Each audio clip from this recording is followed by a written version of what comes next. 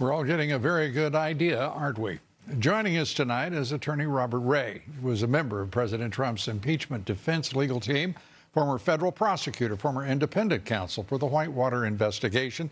Robert, good to have you with us. Nice to be with you. This, as we look at these sentencing guidelines and the experience in the federal system, Roger Stone just got slammed for 40 months for something that is typically a matter of 9 months.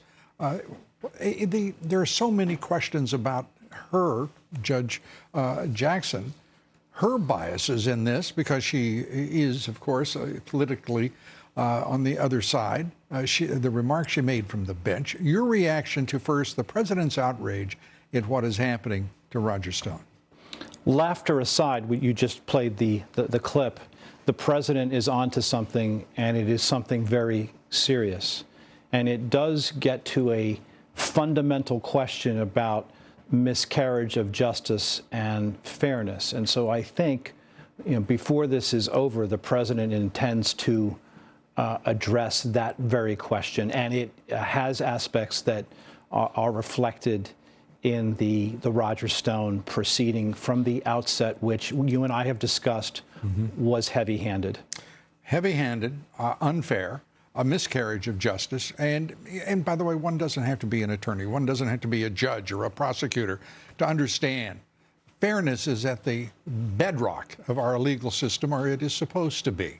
And this is, I love some of the wags who are saying, blind justice is supposed to be blind. Right. Justice right now appears to be very, very conscious of political affiliation and membership in the deep state or the radical Dems. It's truly upsetting to see a Justice Department rife with political corruption. Millions of Americans expect so much more from our public servants. And instead of holding them to, as we have throughout this country's history, our public servants to a higher standard of conduct, we are now holding them to a lower standard in almost every instance. And the Attorney General has been subject to an enormous amount of criticism. And I think, really honestly, Lou, he's trying to right the ship of state here, to restore honor and integrity to the department, its mission, the FBI, and the public's perception that politics doesn't enter into the initiation, from the initiation of an investigation all the way through a sentencing proceeding.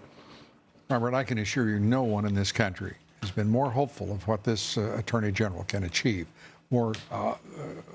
placing more faith in him in what he could achieve. And I think the president is behind that mission, too. I certainly agree. He appointed him. He holds him in high favor. But we've gone a year, and not McCabe, not Comey, you name it, they're still free to express their outrage at having been held in limbo for 2 years just because they lied under oath and lied to the Congress. This is really appalling. That's what I mean when I talk about a lower standard. And I think it strikes an awful lot of... You mentioned the Attorney General. Right. Why isn't the Attorney General moving? Why is he having public comments, making public comments about his boss, the president? And why this preposterous nonsense that's abroad in the radical Dem party and the national left-wing media about the Justice Department is an independent branch? It's not.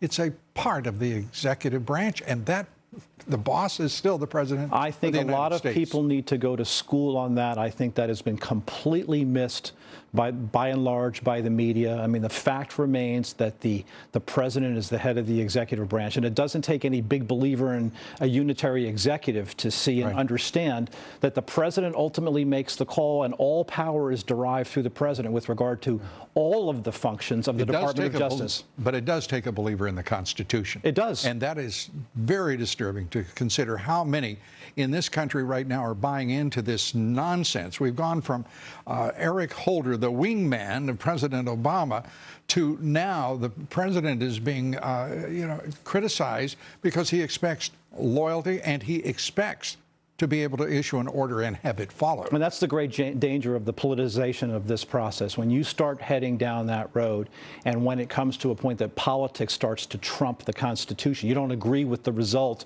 let's just ignore the Constitution, then we are treading in let's put it in constitutional terms. We are treading in very, very dangerous territory. And we're in that territory. We are. And that's what disturbs me about the Attorney General.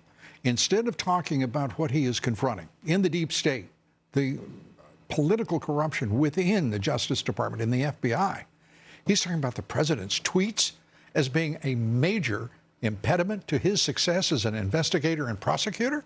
I think that's absolutely ludicrous. Don't you? Well, it's a little bit more complicated than that.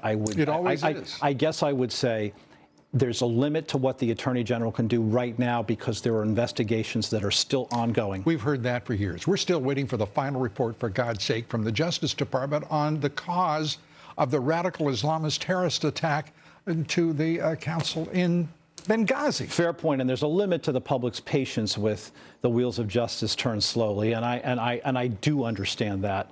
But I also understand that, you know, juries' verdicts have to be respected. The system demands that. I would be... Even when politically tainted, as two of the jurors were? Well, and that's a separate issue, and you're correct to focus on it. It is unusual for the judge to have deferred that decision and gone ahead with sentencing when she has a motion pending related to whether or not there's been a miscarriage of justice as a result of possibly a tainted jury. I don't know what the answer to that is, and I'm not close enough to be able to opine as to what the proper result is. But, you know, there's going to be an appeal here. This will be evaluated by another court. I hope that Roger Stone remains on bail during the pendency of that appeal. Then ultimately the president's going to make a call here about what the best interests of justice truly are. This has been an early morning raid on his home, for crying out loud. Well, that's heavy-handed from the outset. Yes. And it was done because they were trying to draw information from him that he didn't have to give. And that's where the president is right to have focused in on this. If ultimately there was no there, then why did we go through all of this? Well, I think maybe for us to be aware of the fact that right now we have some prosecutors, many of them who worked for Robert Mueller and the special counsel, who then, 3 of them, worked as prosecutors against Roger Stone, who apparently got their training in the thought that they would be serving in the Soviet Union rather than the United States. Well, we still have a constitution in this country, and it should be honored for everyone. No, you're right. Of their party. You're right. And you know that. They stood on their high horse, and the fact is they don't remember who it is and they lied through their teeth. And they forgot who it is they work for. Yep. And they work for the President of the United States. Thank you. Just like William Barr. Thank you. Well, no, and you're right to point that out, too. Yes, okay. That's correct. Well, I'm going to take the average tonight. There you go. and run with it. Thanks so much. Not bad. Nice to be with you again. Always as great always. to have you with us. Pleasure. And I know that you did, in all cases, want to defend part of the judiciary and part of the Justice Department. It's important to be careful, Lou. That's all I'm saying. Yeah. Just to be careful. I've just got to be right. That's all I got. Well, that's important, too. Yes, sir. Thank you very much. Good to see you. Appreciate it, Robert.